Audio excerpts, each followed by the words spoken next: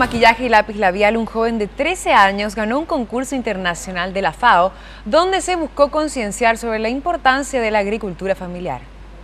Lucas Armoa es un joven de 13 años, estudiante del Colegio Naciones Unidas, quien ganó un premio de la FAO por un dibujo que realizó. Una simple tarea de aula se convirtió rápidamente en algo mucho más importante. Ellos tenían que hacer una investigación referente al tema, luego empezar a plasmar en un papel. Y el trabajo lo hicieron primeramente en borrador y luego ya en limpio. Tenía plantaciones en la casa, tenía cerro, animales.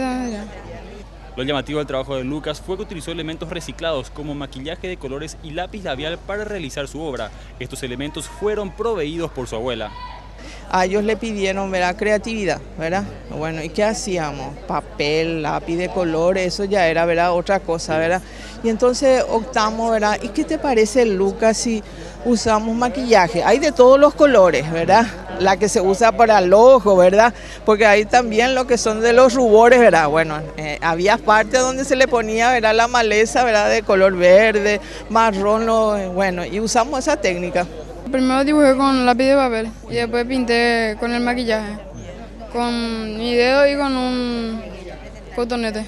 La ministra de Educación, Marta Lafuente, expresó que Lucas debió destacarse entre más de 4.000 estudiantes de América Latina y el Caribe. Salió seleccionado por el jurado como el mejor trabajo, posteriormente pasó a otra ronda, que ya fue la ronda regional, y allí salió seleccionado entre 4.000 trabajos de más de 15 países de la región, y el lema es muy importante, es toda una lección que sienta las bases de una política, es decir, alimentar al mundo y cuidar el planeta. Afirmó que acompañarán el desarrollo de Lucas y que si continúa con vocación artística le ofrecerán una beca para que estudie algo relacionado a esta área.